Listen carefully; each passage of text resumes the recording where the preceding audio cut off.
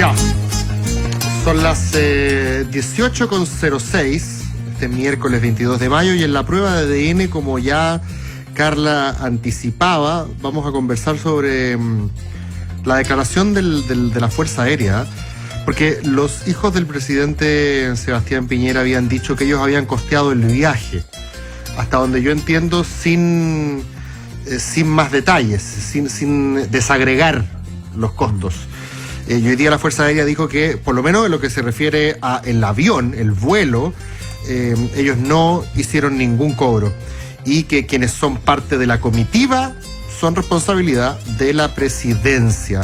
Entonces aquí la pregunta es, porque el ministro Espina, si no me equivoco, salió diciendo algo así como, no, lo que pasa es que los hijos del presidente no se referían al avión, se referían a todo lo otro. Claro. Y alguien dice ahí que esto es como sketch de Plan Z, cuando dicen, no, me caen mal los negros, pero pero nosotros somos negros, no tus negros, los otros negros. No, ¿se acuerdan de ese sketch de Plan Z que uno siempre iba diciendo, no, los otros, no tú? Entonces aquí parece un poco como un sketch, porque al final, ¿a qué costos nos estamos refiriendo si no es a los más relevantes? ¿Qué es lo que vale más plata en un viaje a China? Yo creo que sobre todo a China. Podemos hacer análisis literales o podemos hacer análisis con una lectura un poco más entre líneas y también tomando lo que ha sido este viaje. Lo literal, yo no sé si podemos hacer una equivalencia donde digamos hay una contradicción, porque efectivamente Cristóbal Piñera no pormenorizó lo que él resumió como gastos dentro del viaje. De hecho, se le preguntó en esa oportunidad, y lo estaba recordando recién con los chicos del equipo, por los pasajes específicamente, y él no contestó. No contestó directamente por los pasajes. Qué bien, o sea, evitó comprometerse con una versión que hoy día le podría estar explotando como mentira directamente. Porque si él hubiese dicho, mire, sí, yo me pagué el pasaje, hoy día podríamos estar acusando una mentira. No podemos llegar a esa conclusión porque no hubo ese detalle, ¿no? Pero claro que ha habido todo un análisis de por qué esto no se aclaró desde el comienzo, porque en su momento no se explicó algo que está regulado, entiendo yo, hace mucho tiempo, que es que Presidencia paga los viajes independiente de cuántos van en ese viaje. Al final la FACH considera que el solo hecho de mover el avión, porque el presidente va a ir igual al lugar, tiene un costo donde no cambia demasiado el panorama. El presidente dice quién va y quién no va nomás. Habrá que servir unos platos más de comida, que eso es cierto, pero no es un costo gigantesco. No depende tanto de quién va o quién no va. Ya mover el avión tiene un costo y ese costo lo asume finalmente la presidencia. Pero claro, con todo lo que se ha generado en torno a este viaje, con todas las suspicacias y lo poco claro que ha sido la explicación, desde un comienzo se prestó hoy día para todo tipo de interpretaciones y para que al final cada uno saque sus conclusiones. No se puede decir mintió, pero tampoco se puede decir que había una claridad muy rotunda en esta materia, ¿no? Sí, yo creo que efectivamente los hijos de Sebastián Piñera se enredaron en las explicaciones, se quedaron cortos en las explicaciones. No son funcionarios públicos, no tienen obligaciones a este respecto, pero sí hay como un deber más bien ético y estético en beneficio de su propio padre, que preside el gobierno, ¿no es cierto?, en ese sentido tienen el deber ético y estético, digo, de reparar en la necesidad de extremar los escrúpulos a la hora de rendir cuentas, de dar explicaciones, ya que estaba el gobierno su padre de por medio y cuestionado. Estoy de acuerdo, el acompañamiento en el avión de los familiares del presidente es poco relevante, tal vez es lo menos relevante, y el costo del pasaje, claro, un vuelo a China comercial es muy caro, pero el costo del pasaje, aunque no tanto, hay vuelos a China que son más baratos a veces que Estados Unidos, lo mismo que a Japón. ¿En serio? Hay unas combinaciones de líneas aéreas, eso paréntesis nada que ver, pero hay... Tienes toda la razón, yo coticé a Japón alguna vez y me salían 450,000 pesos los pasajes. A Japón todavía está costando 800 y tantos dólares, y tú vas de pronto a Madrid y vale 1.300. Menos que ir a Londres. En fin, paréntesis hecho, el tema de la integración de pasajeros en el avión de la FACH es poco relevante, porque tú lo dices bien, Carla, tiene un costo fijo el vuelo. Y si no hubieran ido los hijos de Piñera, probablemente habría habido otros invitados con cargo fiscal. Claro. Yo creo que el punto de conflicto aquí es la famosa asistencia de los hijos de Piñera a la famosa reunión con los empresarios. Ese es el punto, y por eso todo lo demás se enreda. Totalmente, y justo por lo mismo, esta idea de tener que decir nos pagamos el viaje, nos costeamos el viaje, al final es una tontería, porque obliga a que hoy día estemos discutiendo sobre esto, porque el pasaje supuestamente la gente en su casa piensa que es, y con buenas razones, la parte más relevante del viaje, porque es lo que generalmente uno más gasta.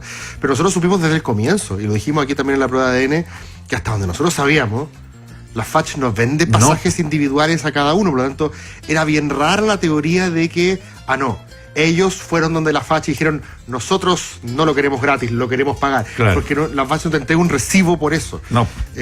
Ahora, Cristóbal Piñera dice algo que es cierto en su carta, es que hasta que apareciera la foto de ellos en la reunión, no había problema con que los familiares de los presidentes los acompañaran a las presidentas, los acompañaran en la gira. Sí, eso es cierto. Como ha sido siempre, por lo demás. Por lo menos el cónyuge y muchas veces uno o dos hijos. No va el familiar entero. Nunca preguntamos si es que la hija de Frey se pagó o no su viaje, o si la hija de Lagos se pagó o no su viaje. Nunca fue tema. No fue tema. Ese cuestión con la época de Frey que se hizo mucho tema de sus viajes sucesivos, en fin, fue el tema fue el periodo de la reinserción de Chile en las grandes ligas internacionales, los foros, en los tratados de libre comercio, en fin. Se hablaba de la frecuencia de los viajes, pero claro, efectivamente no se cuestionaba tanto que fuera Martita Larraechea, era obvio que iba a ir con ella, o con alguna de sus hijas, que yo recuerde nunca fue con las 3 hijas, más encima con los maridos de las hijas, no, que yo recuerde no. Pero ya Frey además lo subieron al columpio un poco porque pasaba fuera, pero no era tanto como que él aprovechara para él el viaje. De hecho, ahora aprovecha más para vender su vino. No es que aprovechara, sí, ahora aprovecha para vender su vino, en como 700.000 pesos la botella, una cosa inédita. Pero era... Dicen que él no lo vende, que es la Fundación Frey. Bueno, pero hay una ganancia. No, quería decir solo que, Mauricio, te deben haber comentado los periodistas, era un ritmo un poco distinto el de los viajes de Frey que los viajes después, por ejemplo, de Lagos o de Piñera. También. Con Piñera, con Lagos, la queja era prácticamente no podemos conocer nada, andamos corriendo, hay 100.000 actividades. En cambio, con las giras de Frey había un día libre, se podía ir a pasear un poco. Había una escala, una parada por ahí en Tahiti, cuando era Asia. Eran más relajados. Eran otros tiempos también. Eran otros tiempos. Hoy, a nivel mundial, las giras son relámpagos. Cuando se juntan en estas cumbres Donald Trump con Kim Jong-un, que hacen unos tremendos viajes, se juntan unas horas y chao, y ese es el viaje. Pues, tampoco habían redes sociales, porque si pasaba algo, ¿dónde nos juntábamos a odiar? ¿Dónde nos juntábamos con nuestras antorchas a quemar la pradera? ¿Se acuerdan? Yo no me acuerdo cómo era el mundo antes de que todos nos quejáramos por Twitter. Sí. Yo creo que éramos más felices. Puede ser, es increíble. Si no lo decía un diario en papel, como que no existía, no se decía en la radio. Oye, ya, vamos a otros temas que han marcado el día. Yo lo acuñaba también al comenzar, Mauricio Cristóbal. Hoy el gobierno lanza o pormenoriza un programa del que ya había hablado, que es esta red clase media protegida. Y pormenoriza algunos temas que a mí me generan dudas, fíjate, no porque no me parezca bien que se haga un hincapié especial en la clase media, porque hemos visto que ha ido creciendo, hay estudios hoy día justamente que se entregaron en torno a cómo ha ido creciendo la clase media y sus características, y me parece bien que se haga un énfasis en ese grupo de la población, que a lo mejor siempre se sintió como dejado de lado por parte del Estado, como yo me rasco con mis propias uñas. Lo que me llama la atención es que dentro de lo que se anuncia hoy, y tú lo decías, Mauricio, hay muy poco o prácticamente nada nuevo. Por ejemplo, en materia de salud, habla hoy día el presidente de modernizar FONASA y las ISAPRES. Ya, sabíamos que hay una reforma de las ISAPRES que se tiene que legislar. Dice que esto se va a hacer creando un plan de salud universal. Algo que también sabíamos. Para darles otros ejemplos. Educación, dice que el plan contempla extender la gratuidad de la educación técnico-profesional a todos los estudiantes pertenecientes al 70% más vulnerable, algo que sabemos desde la campaña, porque sabemos que esto fue muy incidente en el apoyo que recibió Sebastián Piñera por parte de Manuel José Sandón en ese momento. Y seguramente su electorado también. Dice que va a mejorar el sistema de crédito con aval del Estado, que lo va a reemplazar por un sistema de financiamiento solidario, eso también estaba. Anunciado. Que se va a sacar a la banca, también está anunciado. Habla de qué más, de la vivienda, dice que va a aumentar el número y monto de los subsidios para la compra y el arriendo de viviendas para la clase media. Se va a extender de 2.000 UF a 3.000, esta exención por el pago de IVA, que me parece que es muy bueno. Está anunciado parte de la reforma tributaria. Está anunciado, y ojo, porque la Contraloría tiene que tomar razón, por lo menos en este tema, dentro de las reacciones que he leído. Bueno, y así un suma y sigue, porque en realidad no voy a pormenorizar cada una de las cosas que se dijo, pero si uno busca un anuncio nuevo, no, pero está buena tu enumeración porque permite ir haciéndole check. No, esto es parte de la reforma de la ISAPRE, esto otro es la reforma tributaria, tal otro es la reforma que ya se vienen hablando hace meses en educación. Se paquetizó. Se paquetizó. Ajá, como que se agarraron todas estas iniciativas, se metieron dentro de esta red de clase media protegida, que insisto, me parece bien porque hace un énfasis en una población que se ha sentido siempre como el jamón del sándwich, ¿sabes? Eso de que, bueno, el rico se rasca con sus propias uñas y al pobre lo subsidia al Estado, y a mí que me parte un rayo, que generalmente es lo que dice la gente. Sí, yo creo que el objetivo es más político-electoral desde ese punto de vista, y no lo estoy diciendo como en términos peyorativos, creo que los gobiernos tienen el derecho de paquetizar a veces. Pero a mí me hace ruido la retórica de la clase media por otras razones. La primera es porque siento que de un tiempo a esta parte como que nos olvidamos de que todavía tenemos a 2 millones de chilenos viviendo bajo la línea de la pobreza. Y lo estoy diciendo aquí desde el 2011 en adelante. Como decía José Joaquín Brunner, que le parecía frívolo pedir gratuidad universitaria cuando todavía habían otras urgencias sociales muy importantes en Chile. Hoy día también me parece, no decir frívolo, pero como que siento que desde que hablamos de gratuidad universitaria en adelante, todo es para la clase media, como que el objetivo político, los políticos le hablan a la clase media, pero tenemos a 2 millones de chilenos que están fuera de cualquier sistema. Eso es una primera cosa que desde el punto de vista ético, no me estoy poniendo jesuita, pero aquí hay urgencias sociales que, perdónenme, son más importantes desde el punto de vista ético, creo yo, que las de la clase media. Segundo, cuando hablamos de clase media, aparte de la cuestión media marxista de seguir dividiendo a Chile por clase, tampoco queda claro enteramente qué es lo que es la clase media, porque no te entregan como un catálogo de cómo el marketing divide las clases. La clase media puede ser justo el que salió de la pobreza y que le da miedo volver a caer, eso lo ha repetido el ministro. Un tremendo grupo. Un tremendo grupo. Y le da pánico, pánico. Que son casi pobres, básicamente, pero que es una clase media. Pero clase media también llega hasta arriba. ¿Se han dado cuenta ustedes que hay muchos con altos ingresos que también se denominan de clase media? El propio presidente Piñera dijo que él era de clase media, ¿se acuerdan o no? Habiendo estudiado el Verbo Divino y con un papá que era embajador al menos México, de origen. Él dijo que era de clase media. No será ahora, pero...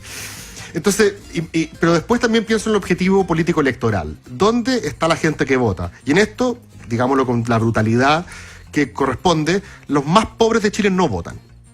¿Dónde están los votos que le interesan al gobierno, sobre todo pensando en las próximas contiendas electorales? Están en Maipú, están en Cerro Navia, están en La Florida, están en Estación Central, están en Cerro Navia, están en comunas que están desarrollando estas nuevas clases medias aún vulnerables. Y hablarle a ese mundo me parece que tiene todo un sentido político. Y es legítimo, es parte de lo que el presidente dijo desde un comienzo. Sí, absolutamente. Sí, cuando uno se pone a pensar en todas esas carencias que hay, han aumentado los campamentos, han aumentado los allegados. A eso voy. Digamos, claro. Siento como que, ¿sabéis lo que me pasa, Mauricio? Que siento que como ellos no votan, algo parecido a lo que pasa con los niños del preescolar, por ejemplo, como no marchan, como los pobres no votan, hay pocas voces políticas que estén hablando por los más pobres, porque voces para las identidades tenemos voces que LGTBQ+, tenemos voces feministas, tenemos voces incluso del mundo indígena, y puedo pensar en 2 o 3 personajes para cada una de esas causas identitarias. Pero cuando pienso en aquellos cuya identidad es ser pobres, claro, no veo como un berrío de la política que esté todo el rato recordándonos que todavía tenemos 2 millones de pobres en Chile. Es verdad. Es verdad.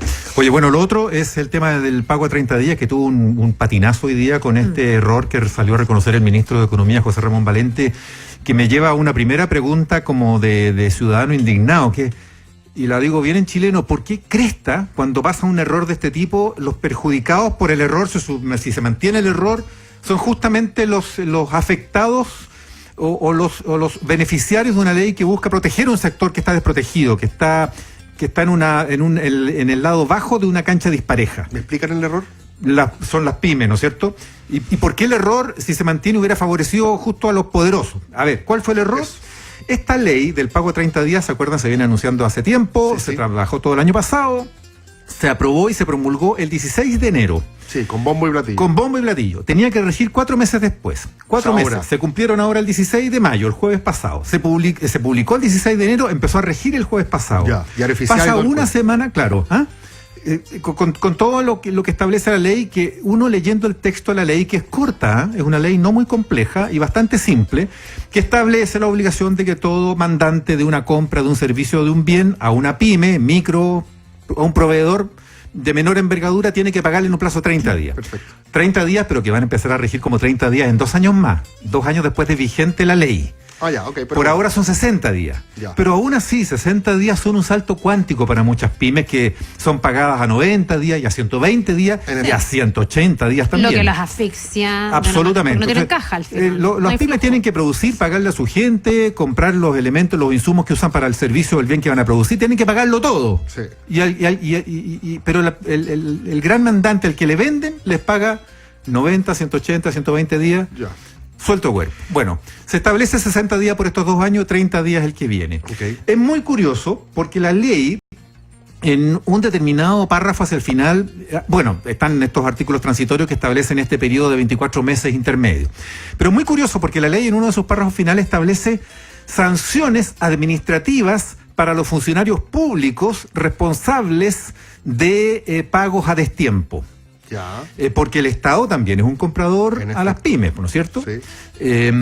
Cuando el Estado es el que incumple, está clarito el párrafo donde dice el funcionario público responsable será sometido a sumario, en fin, y hay sanciones administrativas. Ya. Pero sobre los privados no dice una palabra. Eso fue lo que faltó. Entonces el error fue ese. Se cayó ese parrafito en el despacho de la ley ya aprobada. O sea, le dice que tienen que hacerlo, pero si no lo hacen no pasa nada. Claro, exactamente. Establece algunas normas de paliativas, porque el empresario que paga a destiempo Ya. tiene que pagar lo adeudado con intereses y multas, y hay una serie de estipulaciones ahí que favorecen al proveedor, pyme. Ya. La ley es muy tajante, muy nítida en plantear, por ejemplo, que no puede haber ningún acuerdo por fuera, todo tiene que quedar escrito. Y por defecto, cualquier cosa que quede en la vaguedad, por defecto corre los 30 días, Ya. 60 días los primeros 2 años. De manera que es muy favorable y así en el papel la ley se ve re buena, digamos. Perfecto. Yo digo en el papel, porque siempre hay que tener en cuenta que en economía toda normativa que en el papel luce bien puede tener otros efectos. Es Ya, decir, pero ¿cuál? El error aquí fue el error fue que se cayó el parrafín donde... ¿Qué significa se cayó? Que La no pregunta lo- es cómo y dónde ¿Cómo? se cayó. Es que eso es lo que no está claro. Espérate, porque hoy se día cayó en la tramitación. Es decir, los senadores aprobaron en el trámite final esta ley. La ley se despacha, la Secretaría del Senado es el que entrega el papel a la biblioteca del Congreso. Hay una serie de etapas ahí de trámite, de puro papel, cuando la ley ya fue votada, aprobada y oleada y sacramentada, en que tiene que emanar del Congreso el documento con la ley aprobada, ¿no es cierto? Llega el Ejecutivo la somete a tomar razón de la Contraloría, pasan unos plazos X, se publica en el diario oficial. Pero ese parrafito estaba. Y ese parrafito estaba ¿Estaba en algún minuto? Estaba desde el comienzo en el proyecto de ley, estaba. siempre, estaba. O sea, alguien lo sacó. O Alguien lo sacó. sea, no se cayó solo. No se cayó solo. Espérame, hoy día Obviamente no desde se el cayó solo. Ministerio de Economía responsabilizaron a la Biblioteca del Congreso. Claro. Pero también los parlamentarios decían, pero esto no se chequeó porque Claro, antes de ese es el publicar punto. en el fondo una ley, Sí. se Entonces debió muy, haber chequeado. muy sospechoso Eso debería porque, hacerse expreso, porque imagino, ¿no? ¿por qué justo ese párrafo se cae? Justo, justo el que le favorece a los poderosos de siempre. Exactamente. La pregunta es si Fija- fue intencional Entonces, o no. ¿cómo? Y detectar si es que fue intencional, que de El hecho se lo escuché ministro decir a la Valencia dice senadora aquí, Rincón. claro, no hay manipulación, no hay nada, fue un error, una tontera, en fin, y se va a corregir, una ley corta, se despacha. Sí, se puede despachar al tiro. Lógico, y con el plazo vigente que corrija todo, y que no haya ninguna dilación en el cumplimiento de esa norma. Y lo puede hacer retroactivo. Si es que, si es que expresamente Además, dice incluso. eso. Pero todavía no es necesario porque está recién van a regir los 60 días. sí. En fin, bueno, es subsanable el tema. El punto es por qué ese párrafo, por qué Ahora, ese inciso o ese artículo se cayó. Lo que me parece bien, Mauricio, es que haya habido una reacción rápida, que haya una parlamentaria, en este caso, que fue Jimena Rincón, entiendo, que haya consensuado Claro. la necesidad de salvar este tema, de Sí, ella misma dice, corregir. con una moción parlamentaria lo salvamos. Claro, y bien rápido, y que bueno, aquí oposición y pero oficialismo ojo, se pongan rápido. todos de acuerdo, lo Pero salven. la ley se publicó en el diario oficial en enero. Ya, No, digo, entiendo que en enero desde y la febrero detección. nadie la leyó, pero desde marzo para adelante nadie la leyó, ni un parlamentario, la Contraloría no se dio cuenta, en el Ministerio nadie pegó el chifle porque se había pasado este párrafo,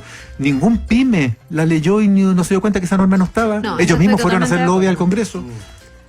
No, Entonces, es bien absolutamente. inexcusable. Ahora, yo digo rápido desde que se detecta el error Sí. en el fondo, y aquí todos se ponen de acuerdo, parlamentarios de oposición del oficialismo, para salvar esta normativa y que quede bien hecha y que efectivamente tenga el objetivo que se prometió, que es ayudar a esas pymes que tienen una balanza súper desequilibrada que les juega en contra. Oye, último tema como parte de nuestras reflexiones para comenzar, el tema del Instituto Nacional que sigue estando sobre la palestra. Ayer a lo mejor pasó un poquitito más colado, porque fue feriado y la gente no estaba tan pendiente, las declaraciones del alcalde Alessandria, que contra todo y contra todas las críticas que ha recibido por esta idea de revisar las mochilas de los alumnos al ingreso al colegio, dice, bueno, llévenme a la justicia, yo voy a seguir adelante de todas maneras con esto, pese a que tiene concejales que se han opuesto, el centro de alumnos que también está en contra de esta medida. Escuché hoy día también, aparte de ese centro de alumnos, decir que afecta la honra de los estudiantes el que haya carabineros que les hagan abrir las mochilas. Tengo dudas de que vaya a ser Carabineros efectivamente el que llevaría adelante esa medida. Serían apoderados que estén de acuerdo con esto. Y le contestaron los cines. ¿Se acuerdan que, bueno, tú no estabas, Mauricio, con nosotros, pero el otro día lo comentábamos y yo decía, ¿cuándo revisan cuando uno va al cine?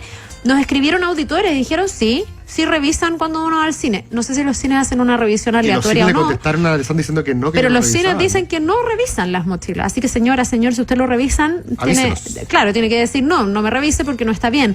Pero sigue como parte de la polémica. O es una norma no escrita, inspeccionar mochilas o cartera. Yo creo que sí. Cuando algún guardia ahí del acceso al cine detecta que puede haber galletas compradas en el kiosco de la esquina. Casi siempre tiene que ver con la comida, porque quieren tener el monopolio de lo que se come dentro del cine, entonces no puedes ir al almacén y entrar, no sé, con un paquete de papas fritas, digamos. Claro. Pero en este caso los cines le contestan al alcalde y yo veo cada vez más difícil que esa normativa vaya a prosperar, pensando en toda la polémica que se ha levantado. Ahora, hay un tema de fondo y ahí comparto lo que dicen parte de los alumnos y también de apoderados que no están a favor, que es este es un tema dentro de lo que está pasando en el Instituto Nacional, pero no es el fondo del problema. ¿Cuándo vamos a hablar del fondo del problema? Temo que concentrarnos en la revisión o no de las mochilas, que es algo que hay que resolver, nos esté desviando del tema de fondo. ¿Qué está pasando con el Instituto Nacional, que se ha convertido en un colegio que tenía de tener un tremendo prestigio y mucho interés por estudiar ahí, se ha convertido en un colegio con muchos menos postulantes, con